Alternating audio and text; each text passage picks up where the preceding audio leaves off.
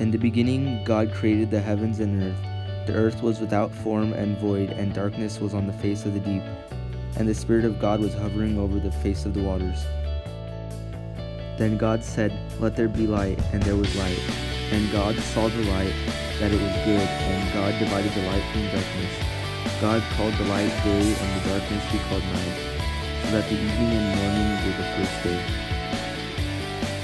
Then God said, "Let there be a firmament in the midst of the waters, and let it divide the waters from the waters." Thus God made the firmament, and divided the waters which were under the firmament of the waters which were above the firmament. And it was so, and God called the firmament heaven. So the evening and the morning were the second day. Then God said, "Let the waters under the heaven be gathered together into one place, and let the dry land appear." And it was so. And God called the dry land earth, and gathering together of the waters he called seas. And God saw that it was good. Then God said, "Let the earth bring forth grass, the herb that yields seed, and the fruit trees that yield fruit, according to his kind, whose seed is in itself on the earth." And it was so. And the earth brought forth grass, the herb that yields seed according to his kind, and the tree that yields fruit, whose seed in itself according to his kind. And God saw that it was good. So the evening and the morning were the third day. Then God said, "Let there be lights in the firmament of the heavens to divide the day from the night, and let them be for signs and seasons, and for days and years, and let them be for lights in the firmament of the heavens to give light on earth." And it was so. Then God made two great lights, the greater light to rule the day, and the lesser light to rule the night. He made the stars also. God set them in the firmament of the heavens to give light on the earth, and to rule over the day and over the night, and to divide the light from the darkness. And God saw that it was good. So the evening and the morning were the fourth day. Then God said, "Let the waters abound with an abundance of living creatures, and let the birds fly above the earth across the face of the firmament of the heavens." So God created great sea creatures with every living thing that moved, which the waters abounded according to their kind, and every winged bird according to its kind. And God saw that it was good. And God blessed them, saying, "Be fruitful and multiply, and fill the waters in the seas, and let the birds multiply on the earth." So the evening and the morning was the fifth day. Then God said, "Let the earth bring forth a living creature according to its kind, cattle and creeping thing and beast of the earth, each according to its kind." And it was so. And God made the beast of the earth according to its kind, cattle according to its kind, and everything that creeps on the earth according to its kind. And God saw that it was good.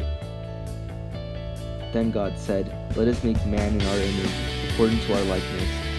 Let them have dominion over the fish of the sea, over the birds of the air, and over the cattle, over all the earth, and over every creeping thing that creeps on the earth." So God created man in his own image. In the image of God he created him, male and female he created them. Then God blessed them, and God said to them, "Be fruitful and multiply, fill the earth and subdue it. Have dominion over the fish of the sea, over the birds of the air, and over every living thing that moves on the earth." God then said, "I have given you every herb that yields seed which is on the fruit of the earth, and every tree whose fruit yields seed. To you it shall be for food. Also every beast of the earth, to every bird of the earth, and to everything that creeps on the earth, in which there is life, I have given every green herb for food." And it was so. Then God said everything that he had made, and indeed it was very good. So the evening and the morning were the sixth day. Thus the heaven and the earth and all the hosts of them were finished.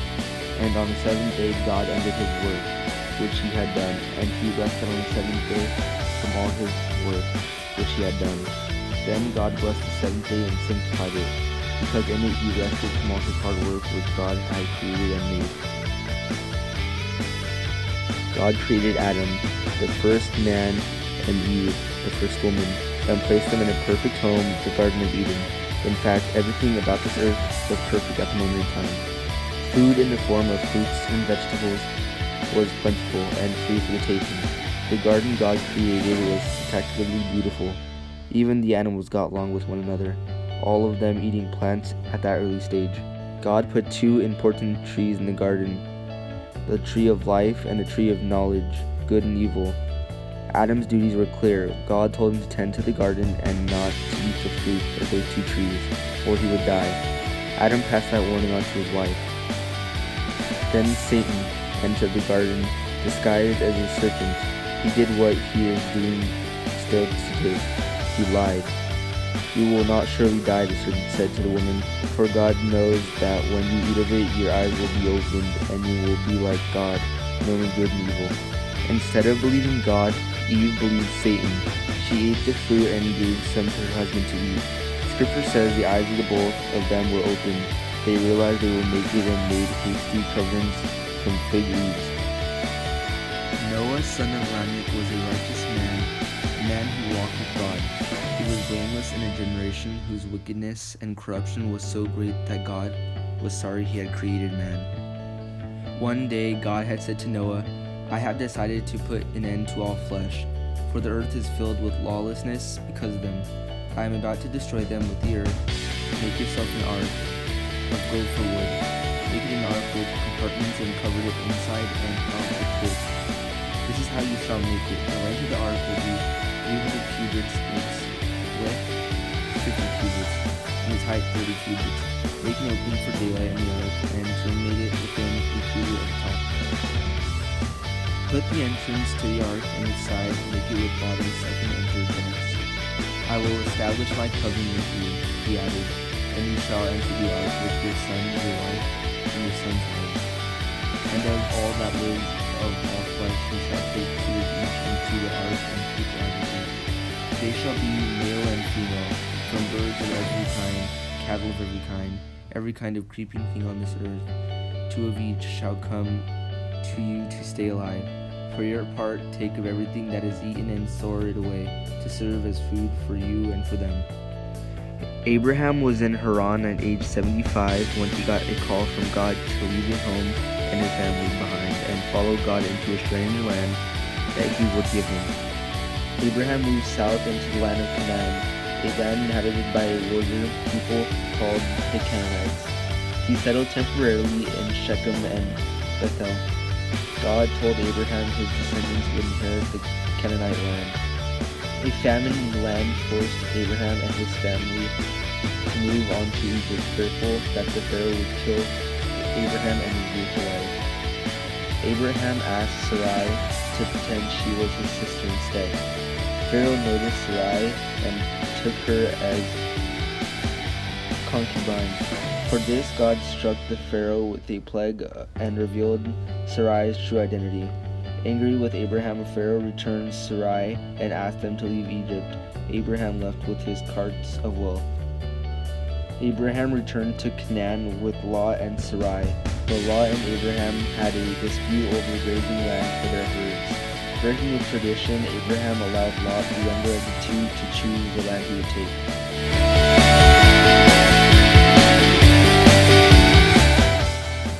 Moses, Hebrew prophet, teacher, and leader who in 13th century BCE delivered his people from the Egyptian slavery in the mountain covenant ceremony at Mount Sinai, where 10 commandments were promulgated. He founded the religion's community known as Israel. David was born in Bethlehem in the land of Judah in the year 907 BCE, during the era of the prophets.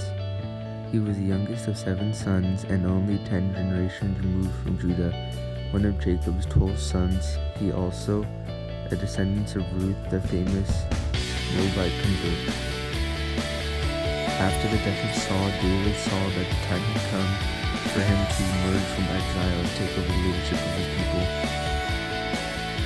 Jesus, also referred to as Jesus of Nazareth and Jesus Christ, was the first century Jewish preacher and religious leader, widely described as the most influential person in history.